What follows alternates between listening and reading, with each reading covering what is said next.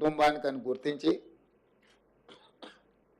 వ్యవసాయ ceiling act తీసుకురావడం ద్వారా వేలాది ఎకరాల భూములు, దేశం మొత్తం కోట్లాది ఎకరాల భూములు, కొద్దిమంది గుప్పిట్లో బందీ అయిన భూములను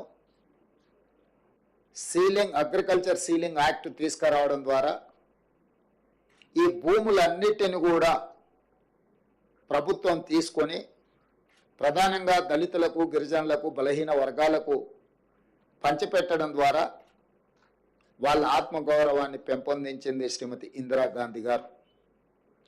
దాదాపుగా 25 లక్షల ఎకరాలు దళితులకు, పేదవాళ్లకు, 10 లక్షల ఎకరాలు పోడు భూముల పట్టాలు గిరిజనులకు, 35 లక్షల ఎకరాల భూ పంపకాలు ఒక తెలంగాణ రాష్ట్రంలోనే చేపట్టి ఈరోజు ఏ గ్రామానికి వెళ్ళినా దళితుడి దగ్గర ఉన్న భూమిని ఒకసారి చూస్తే ఆ భూమి ప్రదాత వాళ్ళ తల్లిదండ్రులు, వాళ్ళ తాతల నుంచి వచ్చిన స్థిరాస్తి కాదు, ఇందిరమ్మ వాళ్ళకి ఇచ్చిన ఆస్తి. ఇందిరమ్మ వాళ్ళ తల్లిలాగా, వాళ్ళ కుటుంబ పెద్దలాగా ఆలోచన చేయడం ద్వారా, పెద్ద మనసు, ఉన్నతమైన నిర్ణయం చేయడం ద్వారా అగ్రికల్చర్ సీలింగ్ యాక్ట్ తీసుకొచ్చి కొద్దిమంది చేతుల్లో ఉన్న లక్షలాది ఎకరాల భూములను పేదలకు పంచిపెట్టి ఈరోజు భూమి మీద పేదలకు హక్కు కల్పించిన గొప్ప నాయకురాలు శ్రీమతి ఇందిరాగాంధీ గారు. అదేవిధంగా ఆత్మ గౌరవంతో బ్రతకాలి అనుకున్నప్పుడు సొంత ఇల్లు ఉండాలి, ఆ కళ నెరవేరాలి. ఆ కళ నెరవేరాలి అంటే మొదట ఇంటి పట్ట, ఇంటి స్థలం ఉండాలి. అందుకే ఏ ఊర్లో అయినా గుడి లేని ఊరు ఉండొచ్చేమో కానీ ఇందిరమ్మ కాలనీ లేని ఊరు ఈ దేశంలోనే లేదు అని నేను గర్వంగా చెప్పగలను. ఎంత మారుమూల ప్రాంతానికి వెళ్ళినా చిట్టడువుల్లో నివసించే ఆదివాసీలకు కూడా ఇందిరమ్మ కాలనీలను, ఇందిరమ్మ ఇళ్ల పట్టాలు ఇచ్చి వాళ్ళ ఆత్మ గౌరవాన్ని నిలబెట్టి వాళ్ళు సొంత ఇంటి కళను నెరవేర్చే విధంగా ఇండ్లు కట్టుకోవడానికి అన్ని రకాలుగా నాకు తెలిసి 10,000 రూపాయలతో మొదలుపెట్టి మొదట్లో 4 తాటాకులు, 10 వెదర్ బొంగులు, 4,000 రూపాయల నగదుతో మొదలైన ఇందిరమ్మ ఇల్లు కాలక్రమేణా రాజశేఖర రెడ్డి గారు వచ్చే వరకు 1,25,000కు పెరుగుకుంటూ వచ్చింది. ఈరోజు ప్రజాప్రభుత్వం కాంగ్రెస్ పార్టీ అధికారంలోకి వచ్చిన తర్వాత 5 లక్షల రూపాయలకు పెంచడం జరిగింది. ఎందుకంటే ఈరోజు పెరిగిన ధరలు పేదవాడి అవసరాలను దృష్టిలో పెట్టుకొని ప్రతి పేదవాడికి 5 లక్షల రూపాయలు ఉచితంగా ఇచ్చి వాళ్ళకి ఇండ్లు కట్టుకోవడానికి ప్రభుత్వం అండగా నిలబడాలన్న ఆలోచనతో ఈ పథకాన్ని తీసుకొచ్చినాం. ఇదే కాదు, గతంలో ఇందిరమ్మ ఇండ్లు కొన్ని లోన్ల ద్వారా పేదలకు ఇచ్చిన ఇండ్లు ఉన్నాయి. ఆ ఇళ్లకు కూడా వాళ్ళ లోన్లు ప్రభుత్వమే తీర్చి ఈరోజు 7,000 కుటుంబాలకు ఆ లోన్ల నుంచి కూడా విముక్తి కలిగే నిర్ణయం తీసుకున్నాం. వాళ్ళ సొంత ఇంటి కళ ఈరోజు వాళ్ళకు రుణ విముక్తి చేయడం ద్వారా ప్రభుత్వం ముందుకు సాగుతున్నది.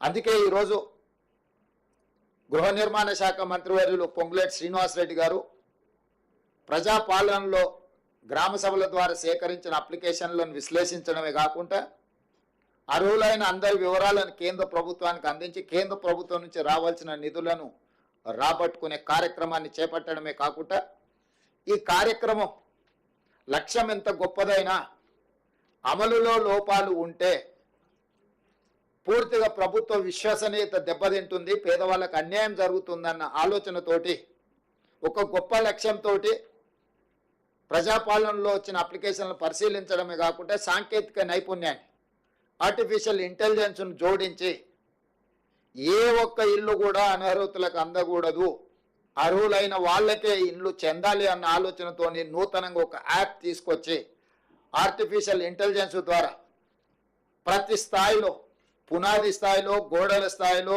స్లాబ్ స్థాయిలో, ఇల్లు పూర్తి చేసుకునే స్థాయిలో ప్రతి స్థాయిలో సాంకేతిక నైపుణ్యంతో ఈ ఇళ్ల నిర్మాణ కార్యక్రమాన్ని చేపట్టడమే కాకుండా గతంలో చంద్రశేఖరరావు గారు గత ప్రభుత్వం రద్దు చేసిన హౌసింగ్ శాఖను పునరుద్ధరించడమే కాకుండా పూర్తి స్థాయిలో సిబ్బందిని నియమించి క్షేత్రస్థాయిలో పరిశీలన చేసుకుంటూ పర్యవేక్షణలో ఈ కార్యక్రమాన్ని ముందుకు తీసుకెళ్లాలని చెప్పి ఈరోజు ప్రభుత్వం నిర్ణయం తీసుకొని యాప్ని ఈరోజు రిలీజ్ చేయడమే కాకుండా విధి విధానాలను కూడా సరళీకృతం చేసి, ఎందుకంటే ఎక్కడైనా ఎవరైనా ఆర్థిక ఏదైనా అప్పు సప్పు చేసి కుటుంబంలో ఇద్దరో ముగ్గురు ఉంటే ఇంకా కొంచెం మంచిగా కట్టుకోవాలనుకున్నప్పుడు వాళ్ళకు వెసులుబాటు ఇంటి స్థలం ఒకవేళ ఉంటే ప్రభుత్వం ఇచ్చే సంక్షేమ పథకంతో పాటు వాళ్ళు అదనంగా ఒక గది నిర్మించుకున్నా కూడా ఎలాంటి అభ్యంతరాలు పెట్టొద్దు, తద్వారా వాళ్ళు ఇంకా ఉన్నతంగా బ్రతకడానికి అవకాశం ఉంటుందని చెప్పి పేదలకు వెసులుబాటు కల్పించాలన్న ఆలోచన సూచన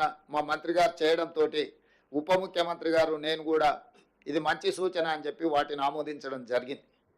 లేకపోతే ఈ నిబంధనలు పెడితే కింది స్థాయిలో తప్పిదం జరగడానికి కూడా కొంత అవకాశం ఉంటుంది.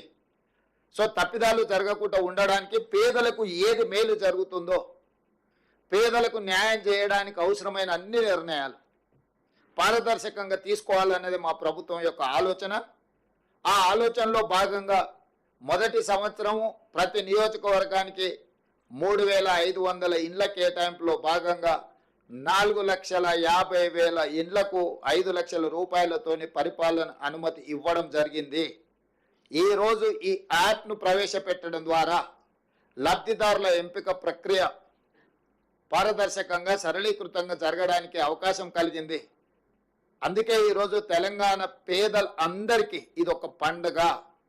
ఇందిరమ్మ రాజ్యంలో నిజంగా పేదలు ఇంటి ముందు వెలుగులతో పండుగ చేసుకునే సందర్భము. పెద్దలు అందుకే అన్నారు, ఇల్లు కట్టి చూడు పెళ్లి చేసి చూడు అని. ఇల్లు కట్టించే బాధ్యత మేము తీసుకుంటాము. ఇంట్లో యుక్త వయస్కు పెళ్లికి వచ్చిన వాళ్ళ బాధ్యతలు పెళ్లి చేసి ఆ కుటుంబ సభ్యులు తీసుకోవచ్చు. ఎందుకంటే ఈ ఇల్లు కట్టుకొని ఆత్మగౌరవంతో వారి ఇంటి ముందే వాళ్ళ పండుగ కార్యక్రమాలను చేపట్టుకోవడానికి ఇది అవకాశం ఇస్తుంది.